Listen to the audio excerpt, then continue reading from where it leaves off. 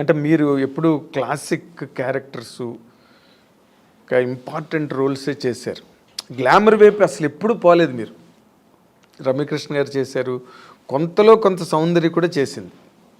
మీరు అస్సలు అటు పక్కకే పోలేదంటే నాకు స్టార్టింగ్ నుంచి ఇప్పుడు జంబలకడి పంలో మాస్ క్యారెక్టర్ అండి నేను చేశాను. తర్వాత ఏంటో ఆఫ్టర్ ఇమ్మీడియట్గా నాకు మిస్టర్ పెళ్ళాన్ దొరికింది. మిస్టర్ పెళ్ళాన్ తర్వాత చూసారంటే ఇంకా టోటల్గా హోమ్లీ క్యారెక్టర్స్ దొరికింది నాకు. ఒకవేళ నేను ఆ ఫేస్ నా బాడీ స్ట్రక్చర్ సెట్ అవుతుందేమో కానీ అందరూ ఆమెని అంటే ఇలా ఉంటేనే బాగుంటుంది, శారీ కట్టుకుంటేనే అందంగా ఉంటుందని. సో నాకు అలా బ్రాండ్ వేస్తారనమాట. అప్పట్లో జయసుధ గారికి ఉండేది అది. జయసుధ గారికి ఎలా ఉంటుంది, ఆవిడ ఎప్పుడు మాస్ అంటే అడవి రాముడు అవన్నీ చేశారు కానీ చేశారు, సహజ నటి అని ఒక ముద్ర వేసి ఆవిడని అలా పక్కన పెట్టారు. ఎంత బిజీగా ఉన్నా ఆవిడ అవే కైండ్ ఆఫ్ క్యారెక్టర్స్ చేసుకుంటూ వెళ్ళారు ఇప్పటి వరకు. బేసిక్గానండి ఈ మధ్య రోజుల్లో అంటే మీ టైంలో లేదు, ఏముందో బయటకు తెలియదు.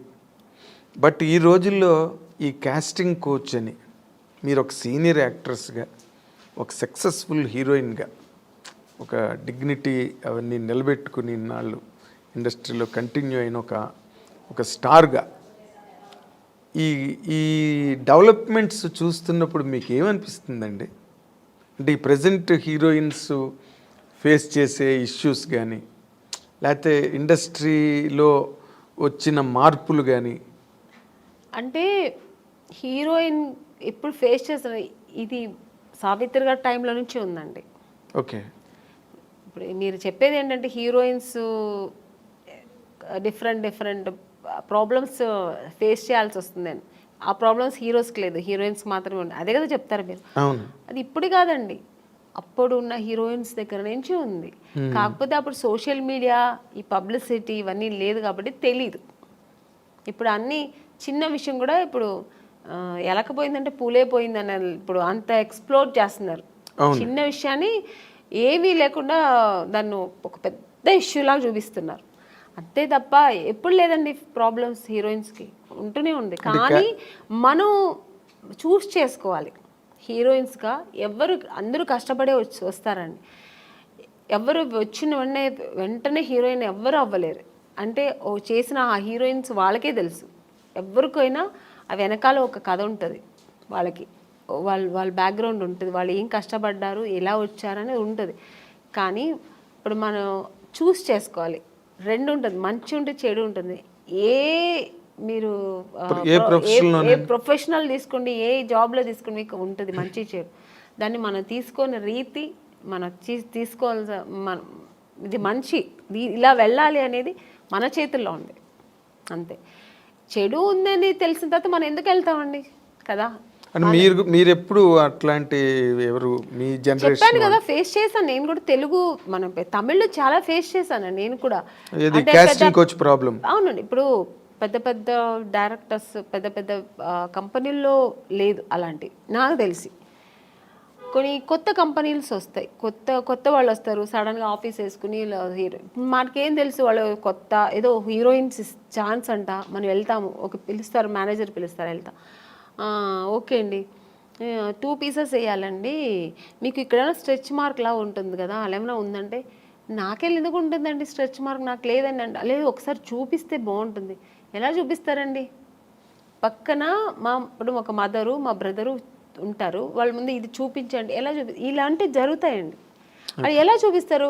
అది వాళ్ళు అర్థం కావాలని చేస్తారా, లేదు పర్టికులర్గా దీనికోసమే ఆఫీస్ వేసుకొని కూర్చుంటారా, మనకు తెలియదు. అప్పుడు అర్థమైపోతుంది వీళ్ళు సినిమా తీస్తారా లేదు దీనికోసం వచ్చారా. మనకు ఎక్స్పీరియన్స్ కదా. ఇప్పుడు ఒక 4-5 కంపెనీ వెళ్తే ఇప్పుడు అక్కడ ఎలా జరిగింది. ఇప్పుడు ఒక పెద్ద కంపెనీకి వెళ్తే వాళ్ళు ఏం అడుగుతారు, కొంచెం డ్యాన్స్ చేసి చూపించమ్మా, ఒక యాక్టింగ్ చూపించు, ఎమోషనల్గా చేయి, ఇప్పుడు ఒక హీరోయిన్తో మాట్లాడాలి, ఈ డైలాగ్ ఇస్తారు, ఇది ఎలా మాట్లాడతాం, ఇలా అడుగుతారు. అది మనకు సినిమాకు సంబంధించింది మాత్రమే వాళ్ళు అడుగుతారు. స్ట్రెచ్ మార్క్ చూడాలి, మీకు ఇక్కడ ఏమైనా బ్లాక్ ఉంటుందా, మొన్న ఒక హీరోయిన్ అలాగ వచ్చారు, మేము చూడకుండా వేసుకున్నాము, చూసిన తర్వాత స్పాట్లో చూసాము, మీరు కొంచెం బట్టలు ఇప్పి చూపించండి. ఇలాంటివి కొన్ని కొత్త వాళ్ళు ఉంటారండి. ఇలాంటి వేషాలకు వాళ్ళు దీనికోసం వస్తారా లేదా సినిమా తీయడం తెలిసిపోతుంది మనకు.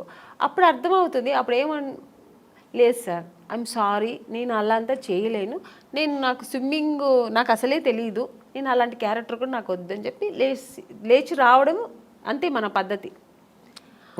ఓకే చూపిస్తాను అనేది అది వాళ్ళ ఇష్టం అండి. అది ఎవరిని మేము తప్పు అనట్లేదు. వాళ్ళకి ఇష్టపడి ఓకే నేను దేనికైనా ఓకే నేను చూపిస్తాను అనేది వాళ్ళ మనసు దాన్ని బట్టి ఉంటుంది.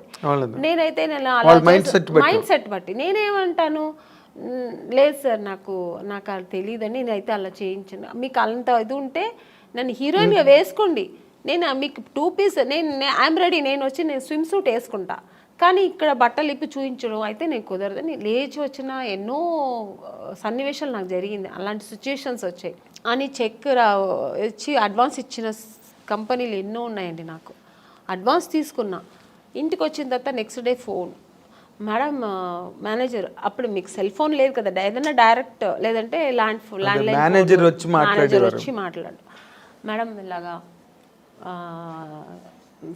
డైరెక్టర్ గారు అక్కడ ఫుల్ ఇది పెట్టుకున్నారు, స్టోరీ డిస్కషన్ పెట్టుకున్నారు, ఇట్లా ఒక బీచ్ దగ్గర ఇట్లా రమ్మంటున్నారు మిమ్మల్ని, ఫైనాన్షియర్ వస్తున్నారు చూడాలంట. ఫైనాన్సర్ నన్ను ఎందుకు చూడాలి, నాకు అర్థం కాదు. ఫైనాన్స్ ఇప్పుడు చూడాల్సిందే డైరెక్టర్ ప్రొడ్యూసర్ అయిపోయింది. ఇంకా ఎక్కువ అనుకుంటే హీరో చూడాలా, ఓకే హీరో గారు చూడాలి ఎలా ఉంటుంది, నా పక్కనే ఎలా చేస్తుంది హీరోయిన్, ఒక అమ్మాయి ఎలా ఉంటుందో చూడటం, ఇది పద్ధతి. ఫైనాన్సర్ ఎందుకు చూడాలి నన్ను అనవసరంగా, నాకు అర్థం కాదు. కొన్ని రోజుల తర్వాత అర్థమయ్యేది, ఇంకోటి నాకు ఎక్కడ అర్థమయ్యేదంటే, మమ్మీ వద్దండి మీరు మాత్రం వస్తే చాలంటేనే అర్థమైపోయేది. కారు తీసుకొచ్చారు, ఐఎమ్ సారీ అని నేను రాను. ముందు మన అమ్మగారు అసలే పంపరు, ఒంటరిగా అంటే మా అమ్మ పంపించేది కదండి. లేదండి మా అమ్మాయిని అయితే ఒంటరిగా పంపాము. మా అమ్మ ఒక్కటే అన్నదండి, సినిమా హీరోయిన్ అవ్వాలా అనుకున్నావు, నాన్నగారి దగ్గర పర్మిషన్ తీసుకుని వచ్చాము, లేదు అప్పుడు ట్రై చేసే టైంలో ఓకే దొరికితే చేద్దాం, లేదంటే ఉంది మనకు బెంగళూరులో మాకు ఇల్లు ఉంది, హ్యాపీగా అక్కడ వెళ్ళి జాబ్ చేసుకో, లేదు చదువు పెళ్లి చేస్తానో చేస్తా, ఇన్ని ఆప్షన్ ఉన్నప్పుడు మనకు అనవసరం. నువ్వు హీరోయిన్ అవ్వాలా, మనం దానికోసం కష్టపడతాం, అని మనకు అనవసరం. అలా నేను అలాగే ట్రావెల్ అయ్యానండి. నాకు అలాగే ఒక మంచి కంపెనీ, మంచి డైరెక్టర్స్, హెల్దీ పీపుల్స్తో హెల్దీ తప్పు నాది 100%. కీర్తనల్ని బాగా ఆస్వాదించాడు. ఒక్కొక్క కంపెనీ వెళ్ళొచ్చిన వెంటనే నేను ఫస్ట్ దేవుడా నాకు రేపు ఈ కంపెనీ రేపు నేను హీరోయిన్ అయిపోవాలి, సెలెక్ట్ అయిపోవాలి, ఇలాగే వేడుకునేదాన్ని. అదే కాకపోతే ఇప్పుడు మీరు ఒకటి గమనించాలి, మీరు అన్నారు ఇందాక సావిత్రి గారి దగ్గర నుంచి ఉన్నాయండి ఇలాంటి ఇండస్ట్రీలోని అని. కాకపోతే ఇప్పుడు సోషల్ మీడియా రావడం వల్ల, కానీ హీరోయిన్లే పోలీస్ కంప్లైంట్లు ఇచ్చి కొంతమంది బాంబే నుంచి వచ్చిన వాళ్ళు, లేకపోతే ఏదో మొత్తానికి అలాంటివన్నీ జరగడం, అవన్నీ యూట్యూబ్లో వాళ్ళు వచ్చి వీడియోలు రిలీజ్ చేయడం, ఒక రకమైన డిస్టర్బెన్స్ అన్నది కొన్ని అన్ని చోట్ల అని కాదు, ఇన్ని సినిమాలు వస్తున్నాయి ఎక్కడ జరగవు, కానీ బట్ జరిగినవి మాత్రం చెప్తున్నాను కదండి, ఇండస్ట్రీ పరువు తీయడానికినే వచ్చిన వాళ్ళు అయితే ఇది జరగదండి. ఇంకా వేరే థాట్స్ మీద వస్తారండి కొంతమంది. ఇక్కడ హీరోయిన్లు ఉంటారు, ఇలా ఉంటారు, మనం ఇది సినిమా తీస్తూ ఇది కూడా చేయొచ్చు అనే వాళ్ళు కొంతమంది వస్తారు, అక్కడ ఇలాంటి తప్పులు జరుగుతాయి.